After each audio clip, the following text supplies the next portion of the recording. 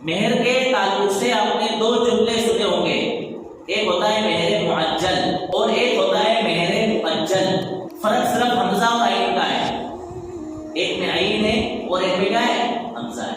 مہر معجل کا مطلب ہوتا ہے نقد مہر، جلدی اجرت سے بنا ہے، فوراً، اور ایک ہے مہر مؤجل یعنی ادھار۔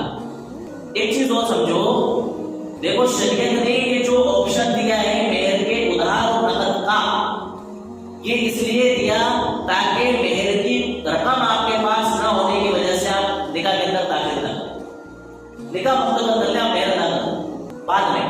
یہ شریعت نے ایک آپ کو آپشن دیا تھا، لیکن اس کا انسانوں نے اور مسلمانوں نے غلط استعمال کرنا شروع کر دیا اور غلط فائدہ اٹھانا شروع کر دیا۔ بھائی مہر کو لازم قرار دیا کہ مہر دینا کیا ہے؟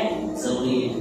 مہر جب دینا ضروری ہے تو ہو سکتا ہے کوئی انسان اس وجہ سے اپنے نکاح میں اور شادی میں تاخیر کرے کہ میرے پاس مہر دینے کے لیے پیسے نہیں ہیں، اس لیے میں فوری طور پر نکاح نہیں کر سکتا۔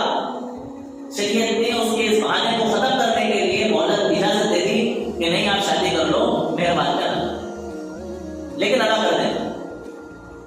اب ہو کیا رہا ہے کہ انسان شادی تو کر لیتا ہے اور مہر معجل کی بجائے مہر مؤجل یعنی کہ ادھار طے کرتا ہے، اور زندگی بھر اس نے کو کبھی بھی نہیں۔ سارے خرچے نقد ہو رہے ہیں شادی کے اندر، لیکن مہر ادھار طے ہو رہا ہے، اور ایسا ادھار ہو رہا ہے کہ یا تو طلاق ہو رہی ہے، طلاق کے بعد میں زبردستی مہر لیا جا رہا ہے اور دیا جا رہا ہے، یا نکاح مطلب انتقال ہو جاتا ہے کہ سے کسی ایک کا اور وہ مہر ادا نہیں کیا جاتا۔ شادی کے سارے خرچے نقد، جتنی قسم کے پکوان شادی میں بننے والے ہیں ان تمام پکوانوں کا خرچ نقد ادا کیا جا رہا ہے۔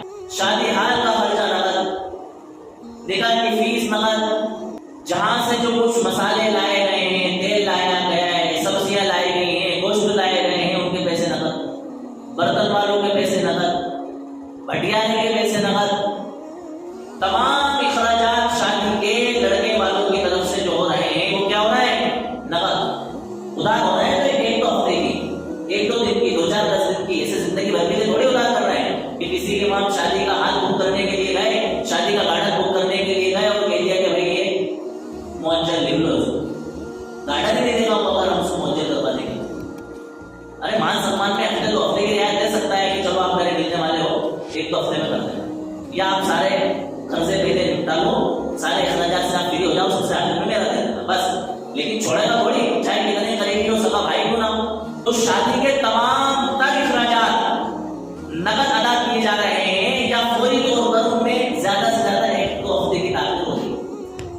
لیکن جو چیز شریعت نے لازم قرار دی مہر کی شکل میں، اس کو کیا کیا جا رہا ہے؟